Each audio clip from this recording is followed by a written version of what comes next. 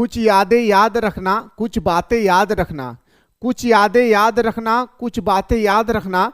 जिंदगी में हम तुम साथ नहीं रहेंगे, जिंदगी में हम तुम साथ नहीं रहेंगे, पर हम एक साथ थे, यह बात जिंदगी भर याद रखना। स्वागत करता हूं आपके अपने YouTube चैनल मिसाइल क्लासेस में। और हमारे आज ये क्लास पूरी तरह से विदाई का क्लास होने वाली है, हमारे इतिहास का। मेरे दोस्तों, पूरे साल भर मैंने आप लोगों के लिए जितना मेहनत किया हूं मेरे भाई, बस मैं चाह रहा हूं कि इसी मेहनत को आप लोग याद करके रखे और अपने फ्यूचर को संवारे। मेरे भाई याद रखिएगा, हमारा कागज का टुकड़ा, हमारा बेशक हमारे भविष्य को तय नहीं कर सकती है, लेकिन ये कागज के टुकड़े के अंदर में इतनी ताकत होती है कि हमारे घर के मुरझाए हुए चेहरे को खिला देती है और खिले हुए चेहरे को मुरझा देती है। और कभी भी मेरे भाई आपका रिजल्ट कभी भी अगर मार्क्स कम आए तो डोंट वरी, थोड़ा सा भी टेंशन नहीं लेना है, ये आपका फ्यूचर नहीं तय कर सकती है। मैं अपना बता रहा हूं, मैं 8 क्लास में फेल हूं, मैं 9 क्लास में फेल हूं, फिर भी मेरे दोस्तों आज मैं आप लोगों के सामने खड़ा हूं। बस कुछ करने के लिए दिल में आग होनी चाहिए और मुझे पूरा विश्वास है कि अभी आप लोग यंग अवस्था से गुजर रहे होंगे, आपके अंदर में भी हमारी तरह एक जज्बा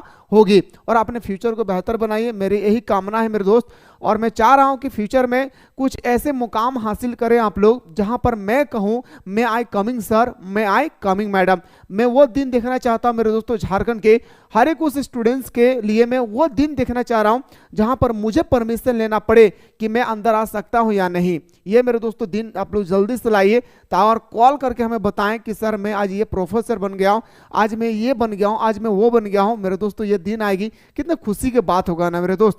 हर इंसान, आप लोग देखे होंगे, हर इंसान आपको गिराने की कोशिश करता है, हर इंसान आप लोगों को गिराने की कोशिश करता है। मेरे दोस्तों इस दुनिया पे सिर्फ 2 व्यक्ति है जो हमेशा आपको खुद गिरकर आपको उठाने की कोशिश करता है, वो होता है एक माँ और बाप और एक होता है मेरे दोस्तों शिक्षक। दुनिया में शिक्षक और माँ बाप के अलावा दुनिया में जितने सारे लोगों को आप देख रहे हैं, यहां तक कि भाई को भी अगर आप देख रहे हैं तो हमेशा आपको गिराने की कोशिश करेंगे।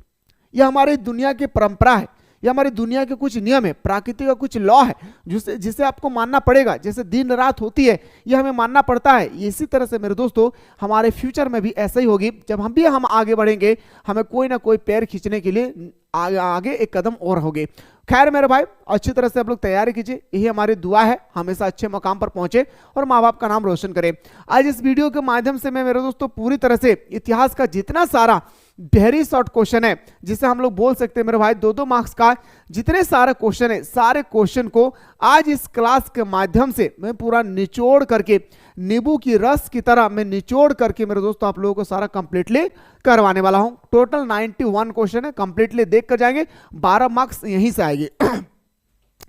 पहला क्वेश्चन मेरे भाई आपके सामने कि मेगास्थनीज भारत में किसके दरबार में आया था। जो मेगास्थनीज थे वो भारत के किसके दरबार में आए थे, तो बताएंगे सर चंद्रगुप्त मौर्य के दरबार में मेगास्थनीज भारत आए थे। दूसरा क्वेश्चन पे आते हैं सर, क्वेश्चन नंबर दूसरा है कि पाटलिपुत्र की स्थापना किसने किया था। सबसे पहले तो आप याद रखिएगा कि पाटलिपुत्र किस नदी के किनारे स्थित है, बताएंगे सर गंगा नदी के किनारे स्थित है। तो पाटलिपुत्र की स्थापना करने वाला कौन था मेरे दोस्तों, उदयन थे। कौन थे मेरे भाई, उदयन थे। मेरे दोस्तों एक्चुअली ये क्लास हमारे चल रही थी, मैं स्टॉप कर दिया था, शरीर बहुत खराब है, बॉडी काफी मतलब बॉडी चलने का लायक नहीं है मेरे भाई। मैं फिर भी आप लोगों को खड़े होकर स्टडी कर रहा हूँ सिर्फ इस वजह से, क्योंकि पूरे साल भर मैंने दोस्तों क्या दिया है क्या नहीं, अंतिम समय में अगर मैं आपका साथ नहीं रहूं तो ये गलत बात है भाई। तो मैं चाह रहा हूं कि मेरा एक एक सांस सिर्फ दौड़े तो आपके लिए, है ना। आइए सर, चीनी यात्री फाहियान किसके शासनकाल में भारत आया था। चीनी यात्री फाहियान किसके शासनकाल में भारत आए थे, तो बताएंगे सर चंद्रगुप्त द्वितीय के शासनकाल में चीनी यात्री फाहियान भारत आए थे। अगला क्वेश्चन पे आते हैं सर कि नालंदा विश्वविद्यालय की स्थापना किसने किया। नालंदा विश्वविद्यालय की स्थापना करने वाला कौन था मेरे भाई, तो बताएंगे सर कुमारगुप्त। याद रखिएगा, गुप्त शासक के कुमारगुप्त ने नालंदा विश्वविद्यालय की स्थापना किए थे। अगला क्वेश्चन पे आते हैं सर कि मेगास्थनीज कौन था। अब क्वेश्चन आ गया कि मेगास्थनीज कौन थे, तो मेगास्थनीज यूनानी शासक सेल्यूकस निकेटर का राजदूत था। मेगास्थनीज कौन थे मेरे भाई, तो मेगास्थनीज यूनानी शासक सेल्यूकस निकेटर का राजदूत था। अगला क्वेश्चन पे आते हैं शक संवत का आरंभ किसने करवाया था।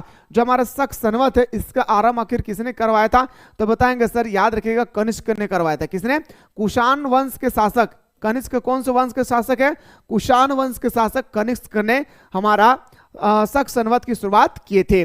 अगला प्रश्न पे आता हूं सर कि तक्षशिला विश्वविद्यालय वर्तमान में किस देश में स्थित है? तो तक्षशिला विश्वविद्यालय हमारा कहां पर है? पाकिस्तान में। कहां पे है मेरे भाई? तक्षशिला विश्वविद्यालय कहां पर स्थित है? तो बताएंगे सर पाकिस्तान में। नेक्स्ट क्वेश्चन पे आते हैं सर, भूमिदान अभिलेख चंद्रगुप्त द्वितीय के किस पुत्री के नाम से मिलता है? तो बताएंगे सर भूमिदान अभिलेख चंद्रगुप्त द्वितीय की पुत्री प्रभावती गुप्त के नाम से मिलती है। किसका? प्रभावती गुप्त के नाम से मिलती है। अगला प्रश्न पे आते हैं सर, किन शासकों ने अपने नाम के पहले देवपुत्र की उपाधि लगाया था? आखिर वो कौन सा शासक था जिन्होंने अपने नाम से पहले, वो कौन सा शासक थे या कौन सा मेरे दोस्तों वंश थे जिनके नाम से पहले देवपुत्र का उपाधि लगाया जाता था? तो वो था हमारा कुषाण शासकों ने अपने नाम के पहले देवपुत्र की उपाधि लगाया है। किसका? देवपुत्र की उपाधि लगाया है। नेक्स्ट क्वेश्चन पे आता हूं सर कि हरिश्चंद्र द्वारा रचित पर्यायप्रस्थि किस भाषा में लिखा गया है? हरिश्चंद्र द्वारा रचित पर्यायप्रस्थि किस भाषा में लिखा गया? तो हरिश्चंद्र रचित पर्यायप्रस्थि मेरे भाई सांस्कृतिक भाषा में लिखा गया। और एक क्वेश्चन यहाँ पे और नोट डाउन करेंगे आप लोग, जो हमारा पर्यायप्रस्थि है वो हमारा किसने लिखा है? हरिश्चंद्र ने लिखा है। पर्यायप्रस्थि किसने लिखा है? तो बताएंगे सर हरिश्चंद्र ने लिखा है। किसने लिखा है? हरिश्चंद्र ने लिखा है। अगला क्वेश्चन पे आता हूं सर, हड़प्पा सभ्यता को कांस्य युग की सभ्यता क्यों कहा जाता? मैंने बहुत ही सुंदर तरीके से बताया था। इसलिए कहा जाता है क्योंकि हड़प्पा सभ्यता को कांस्य युग की सभ्यता इसलिए कहा जाता है क्योंकि यहाँ पर लोगों ने, जो लोगों का औजार था, वो लोगों ने औजार बनाने के लिए तांबा प्लस टीन का प्रयोग करके कांस्य धातु का निर्माण करवाया। तांबा और टीन धातु का मिलाकर कांस्य धातु का उपयोग किया था। कौन सा? कांस्य धातु का उपयोग किया था। हड़प्पा सभ्यता को सिंधु घाटी सभ्यता क्यों कहा जाता है? मैंने आप लोगों को बताया था सर, हड़प्पा सभ्यता को सिंधु घाटी सभ्यता इसलिए कहा जाता है क्योंकि यह सिंधु की नदी के तट पे बसा हुआ था। वही चीज कह रहा है कि हड़प्पा और मोहनजोदाड़ो नगरों के अवशेष मुख्य तौर पर सिंधु नदी या सिंधु नदी घाटी के आसपास से प्राप्त हुई है। आप हड़प्पा को लीजिए या दोस्तों मेरे मोहनजोदाड़ो को लीजिए, हड़प्पा को लीजिए या मोहनजोदाड़ो के नगर के अवशेष मुख्य तौर पर सिंधु नदी या सिंधु घाटी के आसपास से प्राप्त हुई है, जिसके कारण हमारा हड़प्पा सभ्यता का नाम सिंधु घाटी सभ्यता पड़ी है। अगला क्वेश्चन पर आता हूं सर, क्वेश्चन नंबर नेक्स्ट है कि सिंधु घाटी सभ्यता के उन स्थानों का नाम बताएं जहां सिंचाई के अंश पाए गए। तो बताएंगे सर घोरतुघई और हमारा धोलावीरा। ये क्वेश्चन मेरे दोस्तों प्री बोर्ड में आया था आप लोगों का। ये क्वेश्चन मैंने कल ही आप लोगों को बताया भाई। हड़प्पा सभ्यता के लोग के व्यापारिक संपर्क किन देशों के साथ था? तो बताएंगे सर ओमान, मेसोपोटामिया, बहरीन और ईरान के साथ। अगला क्वेश्चन पे आता हूं सर कि हड़प्पा वासी तांबा और सोना कहां से प्राप्त करते थे? तांबा और सोना जो है राजस्थान के खेतड़ी से तांबा और दक्षिण भारत से सोना प्राप्त करते थे। राजस्थान के खेतड़ी जिले से क्या प्राप्त करता था? तांबा, और मेरे दोस्तों दक्षिण भारत से सोना प्राप्त करते थे। नेक्स्ट क्वेश्चन पे आता हूं सर, अगला क्वेश्चन पे आते हैं कि किस पुरास्थल को हड़प्पा सभ्यता की सबसे बड़ी बस्ती माना जाता है? ये आपके पेपर में नहीं आएगी। महाकाव्य से आप क्या समझते हैं? अब आती है सर महाकाव्य। जैसे मेरे दोस्तों गीता क्या है, सॉरी हमारा महाभारत क्या है? एक बड़ा सा महाकाव्य है। रामायण क्या है? एक बड़ा सा महाकाव्य है। याद रखिएगा जो बाइबिल है वो क्या है? तो बड़ा सा एक महाकाव्य है।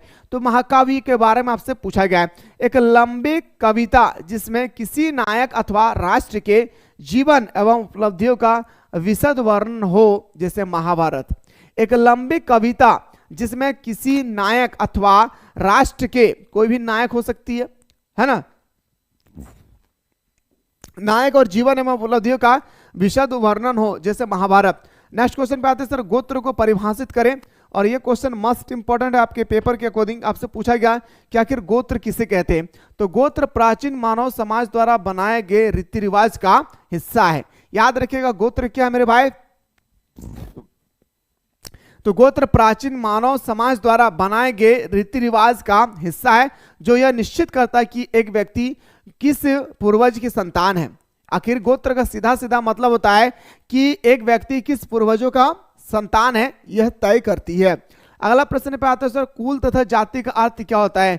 मेरे दोस्तों मैंने आप लोगों को बताया था सर कि कुल का मतलब होता है, याद रखिएगा, परिवार के लिए, और जाति का शब्द का मतलब होता है बांधों के बड़े समूह के लिए। कुल का मतलब होता है, कुल सांस्कृतिक ग्रंथों में कुल शब्द का प्रयोग परिवार के लिए और जाति शब्द का बांधों के बड़े समूह के लिए होता है। अंतर्विभाग क्या है ये आपको देखना नहीं है। स्तूप किसे कहते हैं ये देख लीजिए। स्तूप क्या है, ये क्वेश्चन आपके पेपर में 2 मार्क्स का आएगी कि आखिर हम स्तूप किसे कहते हैं। देखिए मेरे भाई, स्तूप का सांस्कृतिक अर्थ टीला होता है। स्तूप का सांस्कृतिक अर्थ क्या होता है मेरे शेर शेरनियों, टीला होता है। तो स्तूप का सांस्कृतिक अर्थ टीला है, ढेर या धुआं धुआं होता है। याद रखिएगा, कुछ नहीं आपको पढ़ना है, ये सब कुछ नहीं करना, जो मैं कह रहा हूं वो सुनिएगा।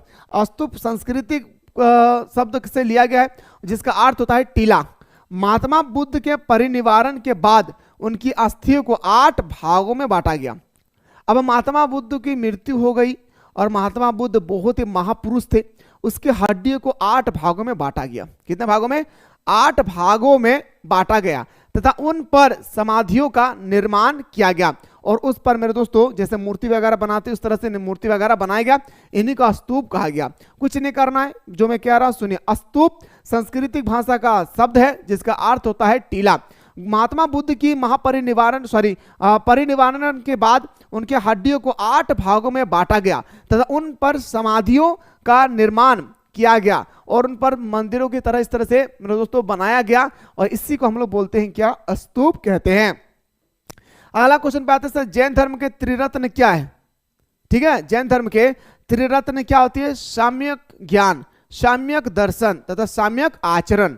याद रखना, ये हमारा सर जैन धर्म का त्रिरत्न है। ठीक है, आइए सर अगला क्वेश्चन पे आते हैं। महावीर स्वामी का जन्म कब और कहां हुई है? महावीर स्वामी का जन्म 540 ईस्वी में वैशाली के कुंडल ग्राम में हुआ था। याद रखिएगा, महावीर स्वामी का जो जन्म होती है वो कहां होता है मेरे भाई? तो बताएंगे सर, महावीर स्वामी का जो जन्म होती है वो हमारा 540 ईस्वी में वैशाली के कुंडल ग्राम में इसकी जन्म होती है। अगला प्रश्न पे आता हूं सर, नेक्स्ट क्वेश्चन है, धर्म चक्र परिवर्तन से आप क्या समझते हैं? देखिए, धर्म चक्र परिवर्तन किसे कहते हैं? जब हमारे गौतम बुद्ध ने ज्ञान की प्राप्ति कर ली पूरा, जब हम गौतम बुद्ध ने ज्ञान की प्राप्ति करने के बाद, याद रखिएगा, उन्होंने पहला उपदेश दिया था कहां पे? सारनाथ में। जब गौतम बुद्ध ने ज्ञान की पूरी तरह से प्राप्ति कर लिए और ज्ञान की प्राप्ति करने के बाद जब उन्होंने पहला उपदेश दिया सारनाथ में, तो यह प्रथम उपदेश की घटना को ही धर्म चक्र परिवर्तन कहलाता है। समझ में आया मैं क्या कहा?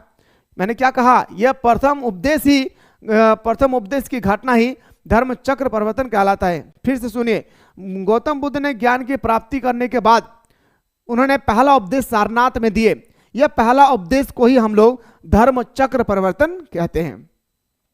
अगला प्रश्न पे आते हैं सर, सांची का स्तूप की खोज किसने किया था? तो बताएंगे सर, सांची का स्तूप की खोज 1818 में जनरल टेलर ने किया था। याद रखिएगा, सांची का स्तूप की खोज किसने किया था? तो बताएंगे सर, जनरल टेलर ने 1818 में किया था। महात्मा बुद्ध का जन्म कब और कहां हुआ था? तो महात्मा बुद्ध का जन्म 563 ईसा पूर्व में कपिलवस्तु के निकट लुम्बिनी ग्राम में हुआ था। महात्मा बुद्ध का जन्म कहां हुआ था मेरे दोस्तों? तो बताएंगे सर, महात्मा बुद्ध का जन्म होती है कहां पे? 563 ईसा पूर्व में। कहां पे होती है? कपिलवस्तु के निकट लुम्बिनी ग्राम में होता है। अगला क्वेश्चन पे आता हूं सर, अमरावती का स्तूप कहां स्थित है? तो बताएंगे सर, अमरावती का जो स्तूप है वो हमारा आंध्र प्रदेश में है। अमरावती का जो स्तूप है वो कहां पर स्थित है मेरे भाई? तो बताएंगे सर, अमरावती का स्तूप हमारा आंध्र प्रदेश में है। कहां पे? अमरावती का जो स्तूप है वह कहां पर स्थित है? आंध्र प्रदेश में स्थित है। नेक्स्ट क्वेश्चन पे आता हूं सर, जैन धर्म के 23वें तीर्थकर कौन है? अब आपसे यहाँ पे पूछा गया जो जैन धर्म के 23वें तीर्थकर है वो आखिर कौन है? तो जैन धर्म के 23वें जो तीर्थकर है वो हमारा पारसनाथ है। पहला पूछा जाएगा मेरे दोस्तों, तो बताएंगे ऋषभ देव। याद रखिएगा, ऋषभ देव पहला पूछा जाएगा कि जैन धर्म के पहले तीर्थकर कौन थे? तो ऋषभ देव। अगर आपसे 23वां पूछा जाएगा पारसनाथ, और अगर आपसे अंतिम पूछा जाएगा या 24वें पूछा जाएगा तो आपको बताना है महावीर स्वामी जैन। ठीक है, चलिए सर अगला क्वेश्चन पे आते हैं, जैन धर्म के प्रथम तीर्थकर कौन थे? तो बताएंगे सर ऋषभ देव। चतुर्थ बौद्ध संगीत के अध्यक्ष कौन थे भाई? तो चतुर्थ बौद्ध संगीत, पहला बौद्ध संगीत से लेकर चतुर्थ बौद्ध संगीत को मैंने बहुत ही शानदार तरीके से सब्जेक्टिव क्वेश्चन में आप लोगों को डीपली में मैंने बताया है भाई। जो भी स्टूडेंट्स ने नहीं देखे हैं वो आपकी गलती है भाई। ठीक है, तो चतुर्थ बौद्ध संगीत के अध्यक्ष कौन थे? तो बताएंगे सर, चतुर्थ बौद्ध संगीत के अध्यक्ष वसुमित्र एवं उपाध्यक्ष अशोक घोष थे। अब आते हैं सर अगला क्वेश्चन पे, अल-बिरूनी ने किस पुस्तक की रचना किया है भाई? याद रखिएगा, बीच बीच में मैं रुक जा रहा हूं मेरे दोस्तों क्योंकि पेन हो रही है, दर्द हो रहा है। जैसे कि जो हमारे साथ लाइव क्लास करते हैं उनको अच्छी तरह से पता होगा। दर्द हो रही है मेरे दोस्त, इस कारण से बीच में रुक जा रहा हूँ, नहीं तो मैं रुकने वाला नहीं हूँ। आप लोगों को पता होगा मैं बुलेट ट्रेन हूँ भाई, इतना फास्ट चलता हूँ, है ना भाई। चलिए, कभी कभी कोई स्टूडेंट्स बोलते हैं सर इतना फास्ट क्यों। देखिए, दुनिया में लोग पहले चलते थे, अभी दौड़ रहे हैं। अभी दौड़ने से भी आपको मिलने वाला मंजिल नहीं है। आपको यहाँ पे मंजिल प्राप्त करने के लिए दौड़ने से नहीं मिलेगी, आपको तेज भागना पड़ेगा, तब जाकर आपको मंजिल मिलेगी। दुनिया इतना आगे निकल चुकी है। पता है, एक फॉर्म के लिए, पता है मेरे दोस्तों, 1000 व्यक्ति फॉर्म अप्लाई करते हैं एक सीट के लिए। आप सोच सकते हैं कि कितना गुना हम लोग आगे निकलना होगा। अभी रेलवे का फॉर्म आए थे ना, वहां पे आप लोगों को। चलिए सर, अगला क्वेश्चन पे आते हैं। अलबिरूनी ने किस पुस्तक की रचना किया था? तो अलबिरूनी जो थे मेरे दोस्तों, उन्होंने किताबुल हिंद की रचना किया था। कौन सा रचना किया था? अलबिरूनी ने किताबुल हिंद की रचना किया था। अलबिरूनी ने किसकी रचना की है? किताबुल हिंद की रचना की है। इब्न बतूता कहाँ के निवासी थे? आपसे पूछा गया जो हमारा इब्न बतूता है आखिर वो कहाँ के निवासी है? तो इब्न बतूता मोरक्को के निवासी है। कहाँ का मेरे भाई? इब्न बतूता कहाँ के रहने वाले हैं? तो बताएंगे सर, इब्न बतूता मोरक्को के रहने वाले हैं। मोहम्मद बिन तुगलक ने इब्न बतूता को कहाँ का काजी नियुक्त किया था? अब मोहम्मद बिन तुगलक वो व्यक्ति मेरे भाई जिन्होंने अपने दिल्ली से राजधानी दौलताबाद हस्तांतरित किए थे। तो मोहम्मद बिन तुगलक इब्न बतूता को कहाँ के काजी नियुक्त किया था? तो बताएंगे सर, याद रखिएगा, इब्न बतूता को दिल्ली का काजी नियुक्त किया था। याद रखना, कहाँ का काजी? तो बताएंगे सर, दिल्ली का काजी नियुक्त किए थे। इब्न बतूता किसके शासनकाल में भारत आया था? तो इब्न बतूता, याद रखिएगा, मोहम्मद बिन तुगलक के शासनकाल में भारत आए थे। किसके शासनकाल में मेरे भाई भारत आए थे? तो बताएंगे सर, मोहम्मद बिन तुगलक के शासनकाल में भारत आया था। अलबिरूनी किसके साथ भारत आया था? तो बताएंगे सर, अलबिरूनी मोहम्मद गजनवी। क्वेश्चन पे थोड़ा सा ध्यान देंगे भाई। अभी क्वेश्चन था इब्न बतूता किसके शासनकाल में भारत आया था? इब्न बतूता मोहम्मद बिन तुगलक। अब क्वेश्चन पलट गया मेरे दोस्तों। पलटने के बाद क्या है कि अलबिरूनी किसके साथ? वहां पे इब्न बतूता था और मोहम्मद बिन तुगलक के शासनकाल में आए थे। यहाँ पे अलबिरूनी किसके शासनकाल में भारत आया था? तो महमूद गजनवी के साथ वो भारत आए थे। अगला क्वेश्चन है सर, उलूक किसे कहा जाता है? आपसे पूछा गया कि जो हमारा उलूक है वो उलूक किसे कहा जाता है? तो उलूक मेरे दोस्तों, आसो डाक व्यवस्था को उलूक कहा जाता है। अब आसो का मतलब होता है घोड़ा। याद रखिएगा मेरे दोस्तों, हमारा 2 प्रकार के डाक व्यवस्था होती थी, एक पैदल डाक व्यवस्था और एक होता था आसो डाक व्यवस्था, जिसमें व्यक्तियों का चिट्ठी एक स्थान से दूसरे स्थान तक पहुंचाया जाता था। सगुन भक्ति परंपरा किसे कहते हैं? तो बताएंगे सर, शिव, विष्णु तथा उनके अवतार एवं देवियों की आराधना की जाती थी एवं इनकी मूर्त रूप में पूजा की जाती थी। शगुन भक्ति परंपरा कहलाता है। बस यहाँ पे जो दिया है उसको अगर आप याद नहीं कर पाएंगे तो डोंट वरी, टेंशन नहीं लेना, साधारण भाषा में बोल रहा हूँ, सुनिएगा। शगुन भक्ति परंपरा उसे कहा जाता है जिन्होंने शिव, विष्णु तथा उनके अवतारों की पूजा पाठ किया करते थे और इन्होंने मेरे दोस्तों मूर्ति पूजा करते थे। जो हमारा शगुन परंपरा के लोग होते थे यह मूर्ति पूजा किया करते थे। बस इतना याद रखिएगा, ठीक है। निर्गुण भक्ति परंपरा किसे कहते हैं? इनके अनुसार मेरे दोस्तों मूर्ति का घोर विरोध किए गए थे। याद रखना है, इसका कहने का मकसद क्या था मेरे दोस्तों? इसका मकसद था निर्गुण का कि इन्होंने मूर्ति पूजा का घोर विरोध किया। इन्होंने मूर्ति पूजा का क्या किया मेरे भाई? घोर विरोध किए हैं। अगला क्वेश्चन पाते हो सर, सर्वप्रथम भक्ति आंदोलन को शुरू करने वाला कौन थे? सर्वप्रथम भक्ति आंदोलन को शुरू करने वाला कौन था? तो बताएंगे सर, अलवर और नैनार संत थे। कौन थे मेरे भाई? अलवर और नैनार संत थे। याद रखिएगा, कौन थे मेरे दोस्तों? अलवर और नैनार संत थे। कौन थे? अलवर और नैनार संत थे। नेक्स्ट क्वेश्चन पे आते सर, 2 भक्ति स्त्री संतानों के नाम बताइए। 2 भक्ति स्त्री के संतानों का नाम बताना। एक हो जाएगा सर हमारा अंडाल और दूसरा जगह हमारा क्राइकल। मैं एक बात पे बता दूं, 1857 की क्रांति में भूमिका निभाने वाले किन्हीं 4 महिलाओं के नाम बताएं। फिर आपको याद करना एक क्वेश्चन और कि 1857 की क्रांति में भूमिका निभाने वाले 4 महापुरुष के नाम बताना। जैसे पुरुष का नाम पूछा जाएगा, तत्या टोपे, नाना साहब, बहादुर शाह जफर, मंगल पांडे, बहुत सारे हैं, आपको 4 याद रखना है। ये वेरी शॉर्ट क्वेश्चन का फेमस क्वेश्चन है भाई। अगला क्वेश्चन पे आते हो सर, भक्ति के निर्गुण धारा के 2 संतों का नाम बताएं। तो कबीर और भक्ति परंपरा के मानने वाला कौन था भाई? कबीर और नायक, गुरु नानक। भक्ति आंदोलन के प्रवर्तक कौन थे? रामानुजार्य। चिश्ती संप्रदाय की भारत में स्थापना किसने की थी? मोइनुद्दीन चिश्ती ने किया था। किसने किया था मेरे दोस्तों? मोइनुद्दीन चिश्ती ने किया था। खनकाह किसे कहते हैं मेरे भाई? सूफी संत के निवास स्थान को खनकाह कहते हैं। याद रखिएगा मेरे दोस्तों, जहां पे मौलवी लोग जो मुस्लिम से है उनको पता होगा मौलवी किसे कहते हैं। तो जहां पे मौलवी लोग रहा करते हैं उसे हम लोग क्या कहते हैं, खनकाह कहते हैं। आप इस तरह से लिखेंगे कि सूफी संत के निवास स्थान को, स्थल को क्या कहते हैं, खनकाह कहते हैं। हम्पी के भागनेश्वर की खोज का श्रेय किसे जाता है, तो बताएंगे सर अभियंता और पुराविद कर्नल कॉलिंग मैकेंजी के द्वारा हम्पी के भागनेश्वर के 1800 ईसा पूर्व में प्रकाश में लाया गया। सीधा सीधा याद रखिएगा कि हम्पी के भग्नावशेषों की खोज किसने किया था, तो बताएंगे सर कॉलिंग मैकेंजी के द्वारा हम्पी के भागनेश्वर मंदिर की खोज किया गया। अब आते हैं सर अगला क्वेश्चन, मोस्ट इंपोर्टेंट क्वेश्चन है कि इंडो इस्लामिक स्थापत्य शैली की 3 मुख्य विशेषता बताएं। तो पहला विशाल प्रवेश द्वार बताना है, दूसरा हमारा मेहराब बताना है, तीसरा हमारा गुंबद बताना है। पहला हमारा विशाल प्रवेश द्वार बताना है, दूसरा हमारा मेहराब बताना है, तीसरा हमारा गुंबद बताना है। अगला क्वेश्चन पे आता हूं सर, नेक्स्ट क्वेश्चन पे आते हैं सर, फारस यात्री अब्दुल रज्जाक किसके शासन काल में विजयनगर आए थे। फारस यात्री अब्दुल रज्जाक किसके शासन काल में भारत आए थे, तो आप बताइएगा देवराय द्वितीय। क्या बताना है मेरे भाई, देवराय द्वितीय। विजयनगर किस नदी के तट पर स्थित है, तो बताएंगे सर तुंगभद्रा नदी के किनारे स्थित है, जिसकी खोज 1336 ईस्वी में हरिहर राय और प्लस बुक्का राय ने किया था। कौन सा वंश से संबंधित है, तो बताएंगे सर ये लोग संगम वंश से संबंधित है। कौन सा मेरे भाई, संगम वंश से संबंधित है। तो विजयनगर साम्राज्य में कितने वंशों ने शासन किए थे, तो बताएंगे सर 4 वंशों ने शासन किए थे। कितना मेरे भाई, 4 वंशों ने शासन किए थे। विजयनगर की राजधानी कहां थी, तो बताएंगे सर हम्पी। बाद में जाकर कहां लगाया गया, तो गुलबर्गा। बाद में जाकर कहां लगाया गया था मेरे दोस्तों, तो बताएंगे सर गुलबर्गा। हम बहामनी राजाओं की राजधानी कहां थी, गुलबर्गा। मीनाक्षी मंदिर कहां स्थित है, मदुराई में, तमिलनाडु। मीनाक्षी मंदिर कहां स्थित है, तो बताएंगे सर मदुराई, तमिलनाडु में। नेक्स्ट क्वेश्चन पे आते हैं सर, आयन अकबरी कितने भागों में विभक्त है। अब इस क्वेश्चन से ना जाने कितने स्टूडेंट्स कंफ्यूजन है मेरे भाई, सुनिएगा। आयन अकबरी 5 भागों में विभक्त है, याद रखिएगा। इसके पहले 3 भागों में प्रशासनिक का विस्तार विवरण है।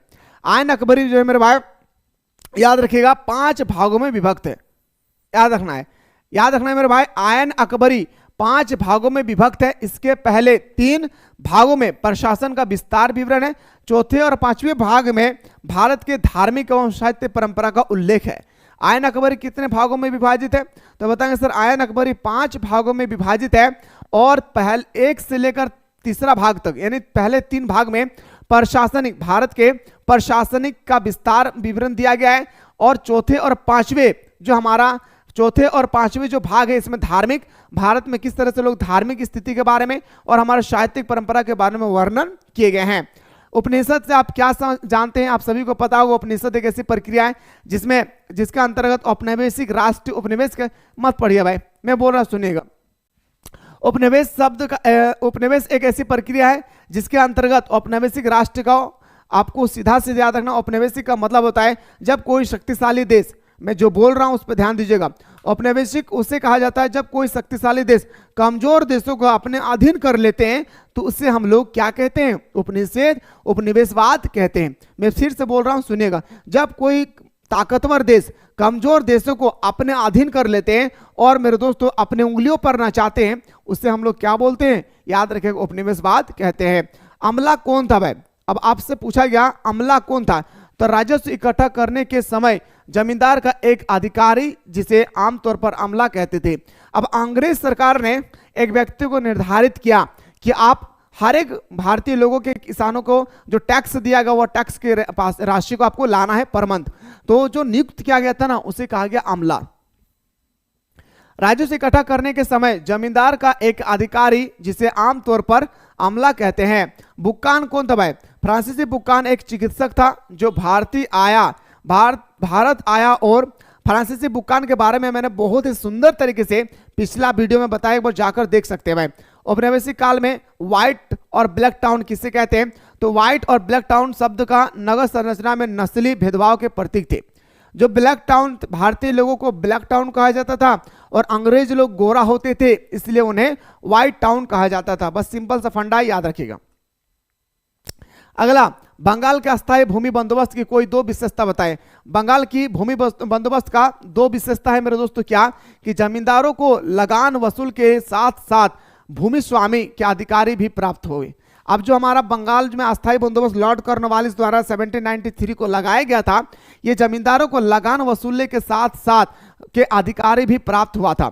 सरकार को दिए जाने वाले लगान की राशि को निश्चित कर दिया गया। अब सरकार ने मेरे दोस्तों एक राशि निश्चित कर दी है। सरकार ने अस्थायी बंदोबस्त से भारतीय किसानों को कोई प्रॉफिट नहीं हुआ भाई, भारतीय किसानों को रोना पड़ा, मजा ले रहे थे अंग्रेज लोग। वही कह रहे कि सरकार को दिए जाने वाला लगान की राशि को निश्चित कर दिया गया, जिसे अब बढ़ाया नहीं जा सकता है। लगान की राशि जो है मेरे दोस्तों अब बढ़ाया नहीं जा सकता है। बंगाल और बिहार में अस्थायी बंदोबस्त लागू करने का श्रेय किसे जाता है? लॉर्ड कॉर्नवालिस को 1793 को, याद रखेगा। और ईस्ट इंडिया कंपनी का स्थापना कब हुई थी? तो बताएंगे सर, ईस्ट इंडिया कंपनी का स्थापना हुई थी 1600 ईस्वी में। भारत आने वाला पहला यूरोपीय कंपनी कौन था? पुर्तगाल। और सबसे बाद में जाने वाला कौन था? पुर्तगाल। अगला क्वेश्चन पे आते हैं सर, 1857 के विद्रोह में भाग लेने वाला पुरुष नेता कौन था? मैंने अभी जस्ट बताया, 4 गो नाम याद रखिएगा, नाना साहब, तात्या टोपे, वीर कुमार सिंह, बहादुर शाह जफर। 4 गो नाम याद रखिएगा, याद रखिएगा। 4 गो नाम आपके पेपर के अकॉर्डिंग मस्ट इंपॉर्टेंट बनेगी, याद रखना है। क्वेश्चन नंबर नेक्स्ट पे आते सर, 1857 की क्रांति का प्रतीक चिन्ह क्या था? आपसे पूछा गया कि 1857 की क्रांति के प्रतीक चिन्ह क्या था? तो बताएंगे सर, रोटी और कमल। क्या था मेरे दोस्तों? रोटी और कमल। अगला क्वेश्चन पे आता हूं सर, खूब लड़ी मर्दानी वह तो झांसी वाली रानी थी। खूब लड़ी मर्दानी वह तो झांसी वाली रानी थी। यह पंक्ति किसके विषय में कही गई? यह पंक्ति मेरे दोस्तों रानी लक्ष्मीबाई के बारे में कही गई।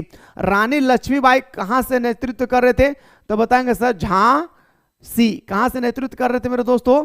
तो बताएंगे सर, झांसी से। मंगल पांडे कौन थे? यह भी क्वेश्चन मेरे दोस्तों मस्ट इंपॉर्टेंट आपके पेपर के अकॉर्डिंग। तो मंगल पांडे बैरकपुर में 24वें रेजिमेंट के सिपाही थे। 1857 की क्रांति में भूमिका निभाने वाले एक महत्वपूर्ण क्रांतिकारी थे। कौन? मंगल पांडे। मंगल पांडे बैरकपुर में 34वें रेजिमेंट के सिपाही थे, जिन्होंने 1857 के क्रांति में महत्वपूर्ण भूमिका निभाई थी। फिर से मैं बोल रहा हूं, सुनिएगा। मंगल पांडे बैरकपुर में 34वें रेजिमेंट के सिपाही थे, जिन्होंने 1857 के क्रांति में महत्वपूर्ण भूमिका निभाई थी। अगला प्रश्न पे आते हैं सर, 1857 के विद्रोह में सबसे पहले कब और कहां शुरू हुआ था? ये 10 मई 1857 को मेरठ में शुरू हुआ था। 1857 की क्रांति की शुरुआत कहां से होती है? तो बताएंगे सर, 10 मई 1857 को मेरठ से हुई है। कहां से? मेरठ से हुई है। नेक्स्ट क्वेश्चन पे आता हूं सर कि 1857 के विद्रोह को प्रथम स्वतंत्रता संग्राम क्यों कहा जाता है? 1857 के विद्रोह को प्रथम स्वतंत्रता संग्राम इसलिए कहा जाता है क्योंकि अंग्रेजों के शोषण के विरुद्ध यह पहला जन आंदोलन था। अंग्रेजों के शोषण के विरुद्ध यह पहला जन आंदोलन था। मेरे दोस्तों, हमारे देश 1947 में आजाद हुई, लेकिन मेरे भाई अगर हमारे देश के अंदर में गद्दारी नहीं पैदा होती तो हमें आजादी, ठीक मेरे दोस्तों, 100 साल पहले यानी 1857 को ही हमें आजादी मिल जाती। लेकिन देश के अंदर में इतने सारे गद्दार पैदा हो गए थे जो भारतीय लोगों द्वारा बनाए गए प्लानिंग को अंग्रेज सरकार तक पहुंचाती थी, जिस कारण से हमारे देश मेरे दोस्तों 90 साल बाद मेरे दोस्तों क्या हुआ? आजाद मिल पाई। ठीक है, आइए सर, 1857 के विद्रोह में मुख्य भूमिका निभाने वाले 4 महिला, अभी 4 पुरुष का नाम मैंने बताया, 4 को महिला का नाम याद रखेगा। रानी लक्ष्मीबाई जो झांसी से नेतृत्व कर रहे थे, बेगम हजरत महल जो अवध से नेतृत्व कर रहे थे या तो लखनऊ, महारानी बेजबाई, सिंधिया, विरंगा, ताइबा। ठीक है, लॉर्ड डलहौजी ने हड़प नीति के तहत किन किन राज्यों को हड़प लिया था? तो बताएंगे सर, नागपुर, झांसी, सतरा, जौनपुर, सबलपुर और उदयपुर को हड़प नीति के तहत उन्होंने क्या कर लिए थे? हड़प लिए थे। अगला क्वेश्चन पाते सर, दांडी यात्रा किसके द्वारा शुरू किया गया था? तो महात्मा गांधी द्वारा। कहां से? गुजरात से। ठीक है, दांडी यात्रा कब और कहां से शुरू किया गया था? तो 12 मार्च 1930 को शुरू किया गया। पूरा डेट याद रखिएगा मेरे भाई कि दांडी यात्रा कब शुरू होती है? तो बताएंगे सर, 12 मार्च 1930 को साबरमती आश्रम से शुरू होता है। नेक्स्ट क्वेश्चन पे आते हैं सर, महात्मा गांधी ने नमक कानून कब बंद कर दिया? तो महात्मा गांधी ने 6 अप्रैल 1930 को नमक कानून पूरी तरह से बंद कर दिया। भारत छोड़ो आंदोलन की शुरुआत कब होती है? तो बताएंगे सर 1942 में। और इसी समय महात्मा गांधी ने दोस्तों एक नारा दिया था, करो या मरो की नारा। क्या दिया था मेरे भाई? करो या मरो की नारा दिए थे। अब आइए सर अगला क्वेश्चन पे आता हूं, अखिल भारतीय कांग्रेस पार्टी का स्थापना किसने किया था? अखिल भारतीय कांग्रेस पार्टी का स्थापना A.O. ह्यूम ने किया था। पूरा डेट याद रखिएगा, 28 दिसंबर 1885 को किया था। अप्रैल 1919 में जालियांवाला बाग हत्याकांड कहां हुआ था? तो जालियांवाला बाग हत्याकांड हुआ था पंजाब के अमृतसर में। कहां पे मेरे भाई? पंजाब के अमृतसर में। नेक्स्ट क्वेश्चन पे आता हूं सर, अगला प्रश्न है, गांधी जी ने असहयोग आंदोलन किस वर्ष शुरू किया था? तो बताएंगे सर 1920 में गांधी जी ने असहयोग आंदोलन को शुरू किए थे। लेकिन अगर आपसे पूछ लिया जाए कि असहयोग आंदोलन को कब वापस लिया गया, तो बताएंगे सर 1922 को असहयोग आंदोलन को वापस ले लिए थे। पुनः स्वराज्य का प्रस्ताव कांग्रेस के किस अधिवेशन में और कब पास किया गया? तो बताएंगे सर 1930 में लाहौर अधिवेशन में। कहां मेरे भाई? 1930 के लाहौर अधिवेशन में। नेक्स्ट क्वेश्चन पे आता हूं sir, my experiment with truth किसकी आत्मकथा है? तो माय एक्सपेरिमेंट विथ ट्रूथ की जो आत्मकथा है वो हमारा महात्मा गांधी का है। किसका है मेरे भाई? ये हमारा किसका है? तो बताएंगे सर ये हमारा महात्मा गांधी का है। किसका है मेरे सैनियों? तो ये हमारा महात्मा गांधी का है, इस चीज को याद रखिएगा। खिलाफत आंदोलन किसके द्वारा शुरू किया गया था? आपसे पूछा गया है कि खिलाफत आंदोलन जो है वो किसके द्वारा शुरू किए गए थे? तो खिलाफत आंदोलन जो है मोहम्मद अली और शौकत अली के द्वारा शुरू किया गया था। किसके द्वारा? तो बताएंगे सर मोहम्मद अली और शौकत अली के द्वारा शुरू किए गए थे। नेक्स्ट क्वेश्चन पे आते हैं सर, संविधान सभा की प्रथम बैठक कब और कहां किसकी अध्यक्षता में किया गया? संविधान सभा की पहली बैठक मेरे दोस्तों 9 दिसंबर 1946 को, जिसमें डॉक्टर सचिदानंद सिन्हा को अस्थायी अध्यक्ष नियुक्त किया जाता है। और इसके ठीक 2 दिन बाद यानी 11 दिसंबर 1946 को डॉक्टर राजेंद्र प्रसाद को अस्थायी अध्यक्ष नियुक्त किया जाता है। महात्मा गांधी किस भाषा को राष्ट्रीय भाषा बनाना चाहते थे? तो हिंदी भाषा को। भारत का अंतिम वायसराय कौन था? तो लॉर्ड माउंटबेटन। भारत का अंतिम वायसराय कौन थे? तो बताएंगे लॉर्ड माउंटबेटन। संविधान निर्मात्री सभा का गठन किस योजना के आधार पर हुआ था? संविधान निर्मात्री सभा का गठन जो है कैबिनेट मिशन योजना के तहत हुई थी। कैबिनेट मिशन योजना का डेट याद रखिएगा मेरे भाई, याद रखना है 13 नवंबर 1946 को। इसे 1946 पूरा डेट याद रखिए मेरे भाई, 1946 को। इसमें 13 नवंबर 1946 को उद्देश्य प्रस्ताव पेश किया गया था। स्वतंत्र भारत के प्रथम गृह मंत्री कौन थे? स्वतंत्र भारत के प्रथम गृह मंत्री कौन थे? सरदार वल्लभ भाई पटेल। स्वतंत्र भारत के प्रथम गृह मंत्री कौन थे? सरदार वल्लभ भाई पटेल। संविधान सभा में सर्वप्रथम हिंदी को राष्ट्रभाषा बनाने की मांग किसने किया था? देखिए मेरे भाई, सबसे पहला जो मांग करने वाला था ये एक अलग क्वेश्चन है, ठीक है। सबसे पहले मांग करने वाला कौन था मेरे दोस्तों? याद रखिएगा आर.वी. धुलेकर, याद रखिएगा, जिन्होंने सबसे पहले मांग किया था कि भारत का राष्ट्रभाषा क्या होनी चाहिए? हिंदी होनी चाहिए। नेक्स्ट क्वेश्चन पे आता हूं सर, किस रियासत के प्रतिनिधित्व संविधान सभा में सम्मिलित नहीं थे? तो हैदराबाद की रियासत जो थे वह संविधान सभा में सम्मिलित नहीं थे। स्वतंत्र भारत के प्रथम प्रधानमंत्री कौन था? जवाहरलाल नेहरू। नेक्स्ट क्वेश्चन बात है संविधान सभा द्वारा प्रारूप समिति का गठन कब किया गया? तो 29 अगस्त 1947। प्रारूप समिति का अध्यक्ष किसे कहा जाता है? तो बताएंगे सर हमारा भीमराव अंबेडकर। उद्देश्य प्रस्ताव कब और किसने प्रस्तुत किया था? उद्देश्य प्रस्ताव पंडित जवाहरलाल नेहरू ने 13 दिसंबर 1946 को प्रस्तुत किए थे। याद रखिएगा उद्देश्य प्रस्ताव जो है वो मेरे दोस्तों 13 दिसंबर 1946 को प्रस्तुत किए थे। किसने? पंडित जवाहरलाल नेहरू ने। अब आते हैं सर मुगल वंश के संस्थापक कौन थे? अब क्वेश्चन आपसे पेपर में पूछा जाएगा मेरे भाई कि मुगल वंश के, आपसे पूछा जाएगा कि मुगल वंश के संस्थापक कौन थे? तो बताएंगे सर मुगल वंश के जो संस्थापक थे वो हमारा कौन हो जाएगी? बाबर, ठीक है। एक क्वेश्चन और आता है सर कि हूल दिवस हम लोग कब मनाते हैं? तो बताएंगे सर हूल दिवस हम लोग 30 जून को मनाते हैं। याद रखिएगा दिवस से एक क्वेश्चन आपके पेपर में आएगा ही आएगा। अगला क्वेश्चन है सर 1897 क्रांति की शुरुआत कहां से होती है? तो मेरठ से इसकी शुरुआत होती है। एक क्वेश्चन आती है सर, एक जालियांवाला बाग हत्याकांड कब हुई? तो बताएंगे सर जालियांवाला बाग हत्याकांड 13 अप्रैल, याद रखिएगा 13 अप्रैल 1913 में होती है। 1919 क्या क्या पागल सब बोल रहा भाई, 13 अप्रैल 1919 को होती है। याद रखिएगा कब होती है मेरे भाई? 13 अप्रैल 1919 को होती है। ठीक है, चलिए अगला क्वेश्चन पे आइए सर। भारत का संविधान कब लागू हुआ? तो बताएंगे सर भारत का संविधान 26 जनवरी 1950 को लागू हुआ। अगर कहा जाता है कि भारत का संविधान कब अंगीकृत हुए तो 26 नवंबर 1950 को। आइए सर अगला क्वेश्चन पे, सॉरी 26 नवंबर 1949 को। दक्कन के गांव में रैयतों ने बगावत कब किया? दक्कन के गांव में रैयतों ने बगावत कब किया था मेरे भाई? 1875 में। कब किए थे? 1875 इसका सही उत्तर हो जाएगा। मंगल पांडे ने कहां विद्रोह किए थे? मैंने आप लोगों को कहा कि विद्रोह को एकदम याद कंठस्थ करके रखें, कोई भी पूछे। जैसे बहादुर शाह जफर किसने कहां से किया था? दिल्ली से। बेगम हजरत महल कहां से किया था? लखनऊ अवध से। ठीक है, तीसरे से मंगल पांडे कहां से किया था मेरे भाई? बैरकपुर। कहां मेरे भाई? बैरकपुर से किए थे। कहां से? बैरकपुर से किए थे। अगला ऐसा, तुझे के बाबरी किस भाषा में लिखा गया था? क्वेश्चन आती है सर कि तुझे के बाबरी आखिर कौन से भाषा में लिखा गया है? तो तुझे के बाबरी तुर्की भाषा में लिखा गया। कौन सा भाषा में? तुर्की भाषा में लिखा गया। अगला क्वेश्चन पे आते हैं सर, अस्थायी बंदोबस्त के अंतर्गत किसानों से लगान में वसूली गई धनराशि का कितना भाग था? तो बताएंगे सर 1/10। कितना बताएंगे मेरे दोस्तों? याद रखेगा, sorry 10/, sorry I am really sorry भाई, 10/11। ये आपका प्री बोर्ड का पूछा हुआ क्वेश्चन है, याद रखेगा। ठीक है, इसलिए मैं कहता हूं ना कि कुछ यादें याद रखना, कुछ बातें याद रखना। जिंदगी में हम तुम साथ नहीं रहेंगे पर हम एक साथ थे, ये बात जिंदगी भर याद रखना है ना भाई। इतना मेहनत करना है जिंदगी में कि लोग सिर्फ ये कहे कि किस्मत से इंसान आगे नहीं बढ़ सकता है। मैंने देखा है वो एक व्यक्ति था जो मेहनत करके आगे बढ़ा है ना भाई। लोग कहते हैं ना किस्मत में है तो देखा जाएगा, किस्मत में नहीं था मेरा। नहीं भाई, किस्मत उन्हीं का बनती है जो मेहनत करते हैं। बिना मेहनत का आप बोलेंगे कि हमें किस्मत चमक जाए, नो। भगवान कहता है कि मुझे जो याद करेंगे मैं उन्हीं को याद करूंगा। एक्चुअली भगवान सबको याद करते हैं।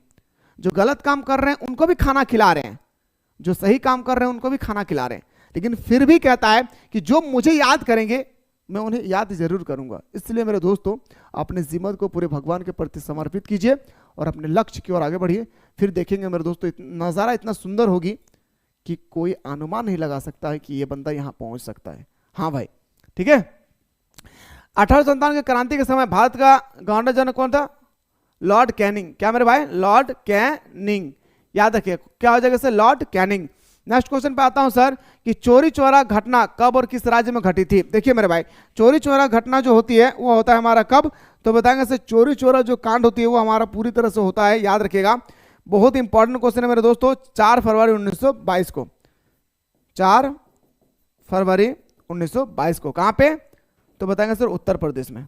ठीक है, अगला क्वेश्चन पे आता हूं सर, मुस्लिम लीग की स्थापना कब और कहां हुई थी? जो हमारा मुस्लिम लीग है इसकी स्थापना कब होती है मेरे भाई? पूरा डेट याद रखिएगा, मस्ट इंपॉर्टेंट क्वेश्चन है मुस्लिम लीग के बारे में। तो 30 दिसंबर 1946 को। याद रखिएगा, सही कह रहे ना भाई? सॉरी 1946 को नहीं, 1906 को मुस्लिम लीग की स्थापना होती है।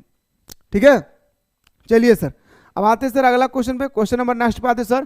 क्वेश्चन नंबर नेक्स्ट है सर, अकबर ने फतेहपुर सीकरी में बुलंद दरवाजा का निर्माण का उपलक्ष्य, मतलब फतेहपुर सीकरी का स्थापना किसने किया था? फतेहपुर सीकरी में बुलंद दरवाजा का निर्माण किसने किया था? अकबर ने। आखिर अकबर ने कहां पर विजय प्राप्त किए थे जिसके उपलक्ष्य में निर्माण करवाया था? गुजरात। याद रखिएगा, कहां पे मेरे भाई? गुजरात। याद रखिएगा, कहां से? गुजरात। नाम भूलिएगा नहीं भाई, गुजरात। याद रखिएगा, गुजरात में अपनी जीत के उपलक्ष्य में उन्होंने फतेहपुर सीकरी में बुलंद दरवाजा का निर्माण करवाया था। भारत छोड़ो आंदोलन की शुरुआत कब होती है? तो बताएंगे सर 1942 में महात्मा गांधी के द्वारा। नेक्स्ट क्वेश्चन पे आते हैं सर, उद्देश्य प्रस्ताव कब तैयार होता है? तो उद्देश्य प्रस्ताव हमारा 13 नवंबर, ठीक है 13 नवंबर 1946 को। याद रखिएगा मेरे भाई। क्या बताऊं सर? या एक एक क्वेश्चन को मेरे भाई याद रखना, छोड़ना कुछ भी नहीं है भाई। उद्देश्य प्रस्ताव की शुरुआत कब हुई थी? तो बताएंगे प्रस्तुत किसने प्रस्तुत किया था? अगर यह पूछा जाएगा तो जवाहरलाल नेहरू होगा, जवाहरलाल नेहरू। याद रखिएगा, क्या बताएंगे सर? जवाहरलाल नेहरू। उद्देश्य प्रस्ताव किसने प्रस्तुत किया था? तो बताएंगे जवाहरलाल नेहरू। लेकिन मैं ये भी बता दिया हूं भाई, याद रखिएगा 13 नवंबर 1946 को। नेक्स्ट क्वेश्चन पे आते हैं सर, स्वराज पार्टी की स्थापना कब और कहां हुई थी? जो हमारा स्वराज पार्टी है इसकी स्थापना कब और कहां हुई थी? तो बताएंगे सर स्वराज पार्टी का स्थापना 1 जनवरी 1923 को इलाहाबाद में हुआ था। कहां पे? इलाहाबाद। कहां पे? इलाहाबाद। ठीक है, अगला क्वेश्चन में आते हैं, पूना पैक्ट कब हुआ था? तो बताएंगे सर पूना पैक्ट होती है 1932 में। कब होता है मेरे भाई? तो बताएंगे सर 24 सितंबर, डेट भी भूल जाता है, 1932 में। अगला क्वेश्चन पे आते हैं सर, 1857 की क्रांति का प्रतीक चिन्ह क्या है? मैंने अभी जस्ट बताया मेरे भाई, कमल और रोटी। चलिए सर अगला क्वेश्चन पे आते हैं, व्यक्तिगत सत्याग्रह के प्रथम सत्याग्रही कौन थे भाई? तो बताएंगे सर विनोबा भावे। कौन था मेरे दोस्त? इसका आंसर होगा विनोबा भावे। क्या हो जाएगी सर? विनोबा भावे। क्या हो जाएगा सर? विनोबा भावे हमारा सही उत्तर हो जाएगा। अकबर द्वारा जजिया कर कब समाप्त कर दिया गया? अब अकबर ने मेरे दोस्तों क्या किए थे? जजिया कर को समाप्त किया था। आखिर अकबर द्वारा जजिया कर को कब समाप्त कर दिए गए थे? तो बताएंगे सर 1564 में। याद रखिएगा। नेक्स्ट क्वेश्चन पे आते हैं, संविधान सभा में प्रारूप समिति का अध्यक्ष कौन थे? तो बताएंगे सर भीमराव अंबेडकर। अगला क्वेश्चन पे आता हूं सर कि 1857 की क्रांति का नेतृत्व किसने किया था? बहादुर शाह जफर ने। 1857 की क्रांति का नेतृत्व किसने किया था? बहादुर शाह जफर ने। महात्मा गांधी को महात्मा की उपाधि किसने दिया था? तो रविंद्रनाथ टैगोर ने। किसने दिया था? रविंद्रनाथ टैगोर ने। कांग्रेस ने किस गोलमेज सम्मेलन में भाग लिया था? तो बताएंगे सर द्वितीय गोलमेज सम्मेलन। क्या मेरे भाई? द्वितीय गोलमेज सम्मेलन 1931 में। पहला गोलमेज सम्मेलन मेरे दोस्तों 1930 में। कहां पे होती है सर? तो बताएंगे लंदन में। कुछ पागल व्यक्ति है जिन्होंने कहा था सर लंदन में नहीं हुआ था। अकबरनामा की रचना किसने किया है? तो अकबरनामा की रचना अबू फजल ने किया है। अकबरनामा की रचना किसने किया था मेरे दोस्तों? अबू फजल ने किया है। संविधान सभा के अस्थायी अध्यक्ष कौन थे? डॉक्टर राजेंद्र प्रसाद। अगला क्वेश्चन पे आते हैं सर, महात्मा गांधी के राजनीतिक गुरु कौन थे? तबियत सही नहीं मेरे भाई।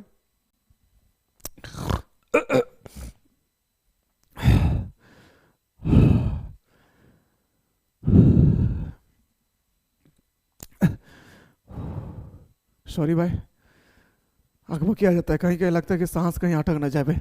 संविधान सभा के अस्थायी अध्यक्ष कौन थे मेरे भाई? डॉक्टर राजेंद्र प्रसाद। महात्मा गांधी के राजनीतिक गुरु कौन थे? गोपाल कृष्ण गोखले। कैबिनेट मिशन की योजना के अध्यक्ष कौन थे? अब आपसे क्वेश्चन पूछा गया कि कैबिनेट मिशन योजना के अध्यक्ष कौन थे मेरे भाई? Sir Pethick Lawrence. Pethick Lawrence. याद रखिए सर पैंथिक लॉरेंस। लेकिन कभी आप पूछा जाएगा ना मेरे भाई आखिर कब किया था? तो याद रखिएगा 24 मार्च 1946 को। डेट भी लिखा दिया हूं भाई ताकि क्वेश्चन रोटेट करें तब आसानी से कर सकते हैं। बाबर का पूरा नाम क्या है? जलालुद्दीन बाबर नाम था क्या इनका? बाबर का पूरा नाम क्या था? जहीरुद्दीन मोहम्मद बाबर। क्या नाम था? जहीरुद्दीन मोहम्मद बाबर। बाबर का पूरा नाम था जहीरुद्दीन मोहम्मद बाबर। बाबर का पूरा नाम क्या था? जहीरुद्दीन मोहम्मद बाबर। नेक्स्ट क्वेश्चन है सर, भारत का व्योर्ध नेता किसे कहा जाता है? खतरनाक क्वेश्चन, ये मेरा सबसे फेवरेट क्वेश्चन है मेरे भाई। व्योर्ध नेता, यंग लीडर, दादा भाई नौरोजी। दादा भाई नौरोजी। याद रखिएगा दादा भाई नौरोजी। नेक्स्ट क्वेश्चन पे आता हूं सर, दूर फिरंगी को करने की सबने मन में ठानी थी, किसकी प्रसिद्ध कविता है? तो ये प्रसिद्ध कविता है मेरे दोस्तों रानी लक्ष्मीबाई का। किसका?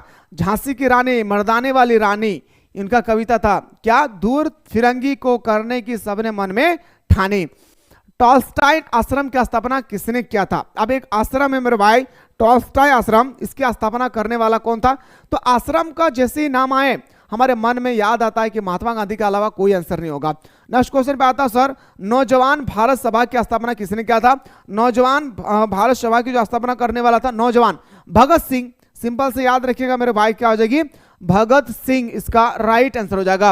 अगला प्रश्न पे आता हूं सर कि संविधान सभा का प्रथम बैठक कब होती है? तो संविधान सभा का प्रथम बैठक 9 दिसंबर 1946 को होता है। कब होती है? 9 दिसंबर 1946 को होता है। खनवा का युद्ध कब हुआ था? मैंने कितना सुंदर कहा था, ये खनवा की युद्ध कहां हुआ था मेरे भाई? बाबर के साथ। मैंने कितना सुंदर कहा था, पानी पिया, खाना खाया, घर गया, चांद देखा, मर गया। मैंने कितना सुंदर बताया था भाई, बताए थे या नहीं ट्रिक? पानी पिया से पानीपत का युद्ध, पानी पिया खाना खाया, ख से खनवा का युद्ध। तो बताएंगे सर खनवा का युद्ध कब होती है? 1900 क्या बोल रहा भाई पागल की तरह, 1527 में। बताए थे या नहीं? पानीपत का मतलब प्रथम पानीपत का युद्ध कब होती है मेरे भाई? तो बताएंगे सर पानीपत का युद्ध होता है मेरे दोस्तों, याद रखिएगा 1556 में, 1526 में। तो इसके एक साल बाद पानी पिया, खाना खाया, घर गया, घाघरा का युद्ध, चांद देखा, चंदेड़ी का युद्ध, मर गया। 1530 में बाबर पूरी तरह से मर जाते हैं। लेकिन कभी कभी ना पूरा डेट याद रखेगा, देखिए 16 मार्च डेट याद रखेगा पूरा, 1960 1900 1527। अगला, हड़प्पा सभ्यता का विकसित कहाँ हुई थी? हड़प्पा सभ्यता भारत, पाकिस्तान में और अफगानिस्तान में हुआ था। कहाँ पे? भारत, पाकिस्तान और अफगानिस्तान में। 3 देश का नाम याद रखिएगा, भारत, पाकिस्तान और अफगानिस्तान।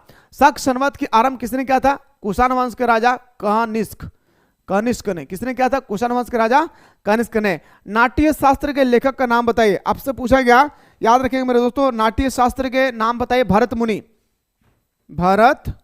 मुनि। सारा क्वेश्चन कंप्लीट कर लेने मेरे भाई, सारा क्वेश्चन यहीं से आएगी। सांची का स्तूप किसकी खोज किसने किया था? तो बताएंगे सर, सांची का स्तूप की खोज किया था जनरल टेलर ने। याद रखिएगा, जनरल टेलर, टेलर कब किया था? 1818 में। अगला क्वेश्चन पे आता हूं sir, travels in the Mughal empire नामक पुस्तक किसने लिखा था? तो यह था फ्रांसवा बर्नियर। किसने लिखा था मेरे भाई? फ्रांसवा बर्नियर ने लिखा था। अगला क्वेश्चन पे आता हूं सर, सर्वप्रथम भक्ति आंदोलन को शुरू करने वाला कौन था? सबसे पहले भक्ति आंदोलन को जो शुरू करने वाला था वो होगा हमारा अलवार और मेरे दोस्तों नैनार। और मेरे दोस्तों क्या होगा? नार। याद रखिए, अलवर और नैनार संतों ने पूरी तरह से मेरे दोस्तों क्या कर दिए थे? भक्ति आंदोलन की शुरुआत किए थे। अगला प्रश्न पे आता हूं सर, नेक्स्ट क्वेश्चन पे आपके स्क्रीन पे है कि बहमनी राजाओं की राजधानी कहां थी? देखिए, बहमनी राजाओं की राजधानी थे पहले गुलबर्गा था। ठीक है, पहले कहां था मेरे भाई? पहले गुलबर्गा था। बाद में जाकर बहमनी राजाओं ने अपनी राजधानी को चेंज करके कहां कर लिए? बिदर कर लिए। तो मेरे दोस्तों बेस्ट ऑफ लक, आप लोगों ने जितना सारा क्वेश्चन को कंप्लीटली कर लिए। वेरी शॉर्ट क्वेश्चन में 12 मार्क्स यूं ही से आएगी। और जिन्होंने दोनों मैराथन क्लास मेरा किया था, मैंने जहां पे लगभग 450 क्वेश्चन बताया था, और मेरे भाई अगर पूरा कंप्लीटली नहीं देखें तो प्लेलिस्ट में जाकर देख लेंगे। एग्जाम घुसने से पहले उसमें से 30 में 30 और इधर 12 में 12, तो 30 से 12 42 मार्क्स तो आपका चुटकी में आ जाएगी। अगेन मेरे दोस्तों बेस्ट ऑफ लक, आप लोग अच्छा काम कीजिए, अपने माँ बाप का नाम रोशन कीजिए। मुलाकात करता हूं फिर नए सेशन के साथ। Love you, bye bye.